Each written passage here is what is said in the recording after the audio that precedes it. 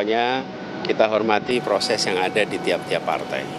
Saya akan menghormati keputusan yang akan datang sebagaimana saya menghormati keputusan yang kemarin. Dan masing-masing partai setahu saya belum ada perubahan keputusan. Jadi sebelum ada perubahan keputusan ya berarti masih sama semuanya. Pak, tapi kan ini upaya pencegahan Anies yang tadinya hanya isu, namun kan ini makin terasa gitu ya Pak ya. Memang seberbahayakah itu Anies Baswedan atau semenakutkan itu Kak? Mungkin ada tanggapan nggak Pak terkait itu Pak? Iya, apa ya yang kemudian harus menjadi apa kalau istilah Anda tadi? Ya semenakutkan itu Kak, maksudnya banyak banget upaya. Gini, yang dikerjakan di Jakarta teman-teman bisa lihat. Penanganan pandemi COVID Anda bisa lihat. Penanganan transportasi Anda bisa lihat. Penanganan kampung miskin, penanganan untuk pendidikan, kesehatan Anda bisa lihat itu semua. Dan harusnya itu tidak menakutkan untuk siapapun. Justru inilah yang harusnya dikerjakan untuk Republik ini. Kita berkomunikasi dengan semua. Dengan PDIP ada komunikasi, dengan partai-partai yang lain ada komunikasi, terus kita jaga komunikasinya. Dan Pak Hasto itu bukan kenal saya baru sekarang. Kami kuliah bareng-bareng sekampus di Jogja.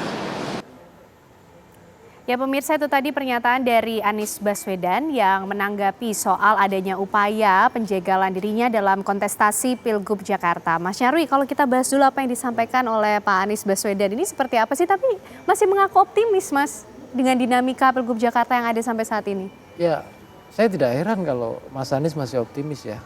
Kenapa? Karena kan memang dari awal kita lihat ya, Nasdem sempat memberikan harapan kan, mendeklarasikan gitu.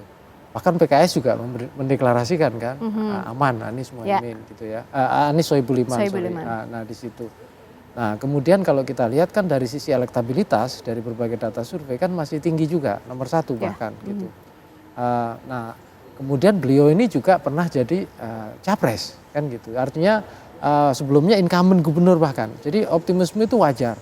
Tetapi kalau kita lihat tipologi sosok Anies ini dibandingkan calon ini, ingat ya, ini bukan bursa pilpres, ini bursa pilkada. Rata-rata itu kan yang kita ketahui ya, para calon-calon pilkada itu bukan hanya mengandalkan bahwa dirinya itu punya basis elektabilitas yang bagus. Tetapi bahkan gitu ya, itu memang ada upaya untuk mengamankan gitu ya, basis dukungan partai dan tiket. Dan itu di tempat lain bisa kita jumpai. Nah khusus DKI Jakarta atau daerah Jakarta ini, saya lihat terkait dengan sosok figur Anies gitu, itu tidak merasa tergantung atau butuh dengan itu. Nah ini yang jadi saya kira jadi hal serius ya. Kenapa? Bahkan PKS memberikan deadline misalnya untuk memberikan opsi masuk kader dan seterusnya, tidak ada respon ya ke sana. Tapi ada yang membedakan juga Ken, yang ini berbeda dengan pilkada DKI Jakarta sebelumnya ya. Dulu kalau kita ingat di era muncul pilkada awal Pak Jokowi, bahkan kemudian waktu itu juga Ahok gitu ya, berkompetisi dengan Pak Anies ini. Itu kan muncul relawan yang kuat ya. Sampai hari ini kita belum dengar nih kelompok basis-basis relawan gitu ya yang mendorong gitu figur-figur. Nah, termasuk bahkan sebelum waktu Pilpres Pak Anies ini kan punya relawan juga dan ini juga belum terlalu dominan. Nah, mungkin dugaan saya gitu optimisme itu masih ada. Kenapa? Karena basis data pemilih dari berbagai survei saya lihat, kalau kita lihat masukkan nama Pak Anies di sana dalam simulasi itu masih tinggi. Tapi balik lagi pertanyaannya kan gini ya. Seberapa partai-partai ini nantinya gitu itu merasa butuh figur Anies di luar Kim ya untuk dicalonkan dan berkompetisi dalam pilkada DKI Jakarta. PDI Perjuangan ada kemungkinan, makanya bahasanya kan komentarnya positif ya dari Pak Sekjen gitu terkait dengan Mas Anies. Tapi kan kalau kita lihat kursinya nggak cukup kan gitu. Nah PKB bagaimana? Ada kemungkinan bisa geser, artinya proses kandidasi Anies ini bisa gagal gitu kalau tidak ada basis dari dukungan partai. Nah dengan calon independen bagaimana? Nah ini saya kira momentumnya juga cukup terlambat gitu ya. Artinya saya kira juga ini menjadi kendala-kendala. Artinya secara realistis saya kira Pak Anies mestinya tidak terlalu optimis, tapi mungkin bagian untuk meyakinkan pendukungnya, saya kira beliau perlu optimis. Oke, kalau Pak Anies masih optimis, tapi kalau kita kembali ke sosok Ridwan Kamil, ini Mas optimismenya sampai sejauh mana kemudian nanti maju untuk menggandeng siapa begitu yang membuat dia semakin optimis dalam kontestasi Pilgub Iya, Jakarta? kalau misalnya PKS ya merapat dengan Kim, saya kira optimisme Pak Ridwan Kamil itu bisa makin tinggi. Kenapa? Karena kalau kita lihat kan irisan-irisan ini banyak juga teman-teman melakukan riset, itu kan basis dukungan Mas Anies ya dari basis PKS itu kan cukup tinggi. Dan PKS ini kan termasuk partai ininya kuat. Seringkali himbauan-himbauan dari figur tokoh itu kan mampu mobilisasi, merubah mobilisasi. Jadi artinya peluang Ridwan Kamil ya itu bisa meningkat gitu loh. Kalau misalnya PKS ikut bergabung ke sana, merapat ke sana. Nah tentu ini menjadi kendala ya, artinya sebagian basis pendukung yang awalnya pendukung Mas Anies bisa aja itu tergerus. Nah di sini saya kira gitu ya faktor partai khusus untuk DKI daerah khusus Jakarta itu saya kira salah satu yang penting di sana adalah bergabung tidaknya PKS ke koalisi Indonesia Maju itu. Oke, Bang Hanta, kalau kita berbicara mengenai data survei, apa sih yang membuat Anies Baswedan ini masih optimis sejauh ini maju dalam kontestasi Pilgub Jakarta? Dan juga kira-kira Bang Hanta, ini kalau petanya akan seperti apa nih? Ridwan Kamil nanti akan maju dengan sosok-sosok yang cocok mendampingi siapa sih Bang Hanta? Ya, pertama datanya memang Anies masih tertinggi wajar ya karena beliau incumbent. Jadi ada 3 yang terkuat berdasarkan survei yaitu Anies Baswedan, Basuki Cahayapurnama dan Ridwan Kamil. Nah, tetapi memang dinamikanya kan nanti berbeda ketika peta sudah ada calon wakil dan seterusnya.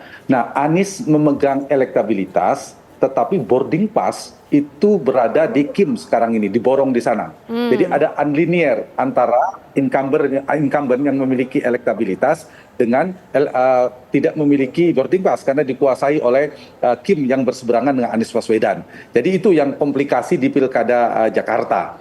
Nah, pertanyaan kedua saya jawab begini, skenarionya memang menguat, skenario Kim ini khususnya Gerindra dan Partai Golkar ya, yang sepertinya semacam ada kesepakatan di mana di Jawa Barat diserahkan kader Golkar, wakilnya kader Gerindra Pak Deddy Mulyadi, wakilnya Golkar, kemudian di Jakarta kader Golkar yaitu Pak Ridwan Kamil sebagai calon gubernur, wakilnya diserahkan kemungkinan PKS, arahnya kan PKS, inisial S kemarin terakhir Ketua Umum Pak Erlangga mengatakan inisial S, itu PKS, itu suara dari Kim. Tapi kita tidak tahu, bisa jadi ada suara lain dari Kim yang lain, Bang Riza, misalnya skenario yang lain entah dari PSI, kita jangan lupa ada Demokrat dan PAN, belakangan bisa jadi muncul opsi nama Kaisang. Tiba-tiba Pak Jokowi atau PSI mengeluarkan inisial K, nah itu kan perlu dicari titik tengah juga. Satu inisial S, satu inisial K. Kenapa ini menjadi muncul? Karena faktor cawagup itu tidak determinan secara elektoral. Karena lawannya tidak kuat kan tadi dalam asumsi kita. Karena itu saya kira yang ke depan ini PD Perjuangan tantangannya mencari kawan koalisi untuk memunculkan atau mendukung kandidat yang berseberangan dengan Kim. Ini yang makin per hari ini saya melihat belum ada ya. Yang bisa disimpulkan kan satu, peta Jakarta per hari ini terkonsolidasinya koalisi Indonesia Maju kemungkinan semakin terang dan makin jelas Pilkada Jakarta hanya berlangsung dalam 1 putaran. Artinya akan hanya 2 pasang.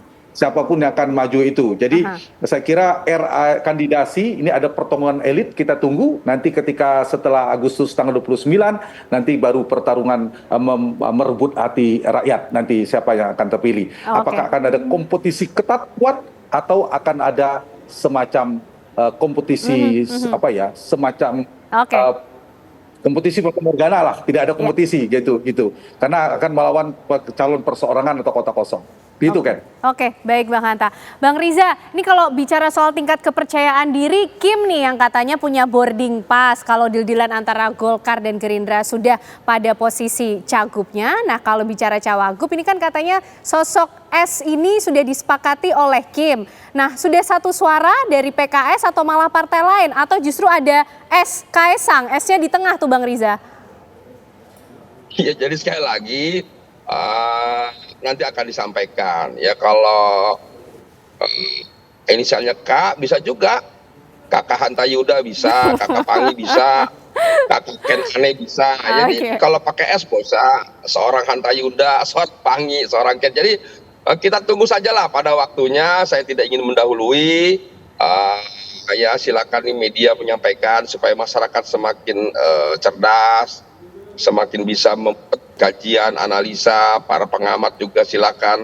memberikan masukan yang mencerahkan bagi warga. Yang paling penting sekarang adalah mari kita sukseskan Pilkada serentak nasional yang pertama kali ini di 545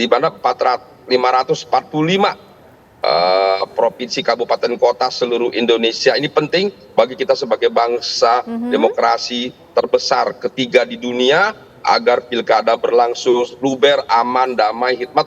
Dan yang paling penting lagi adalah terpilih putra-putri terbaik bangsa yang bisa memajukan daerahnya, kotanya, mesejahterakan warganya, rakyatnya.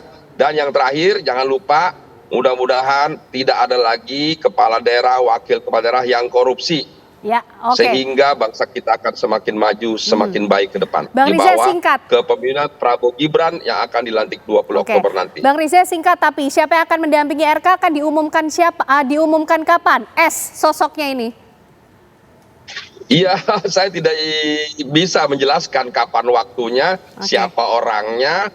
Pada waktu nanti Kim tentu pimpinan akan mungkin perlu lagi rapat, sekali lagi seperti sampaikan tadi Kang Emil, nanti akan putuskan bersamaan sekaligus calon gubernur dan calon wakil gubernurnya di Jakarta nanti. Jadi kita tunggu saja. Mudah-mudahan yang paling penting nanti Jakarta bisa lebih maju lagi, lebih baik lagi, rakyatnya lebih bahagia lagi, lebih sejahtera lagi. Oke, kita tunggu kejutan untuk Jakarta. Terima kasih Bapak-Bapak semua untuk malam hari ini pembahasannya. Bang Riza, Bang Hanta dan juga Mas Nyarwi malam hari ini sudah bergabung di Apa Kabar Indonesia Malam.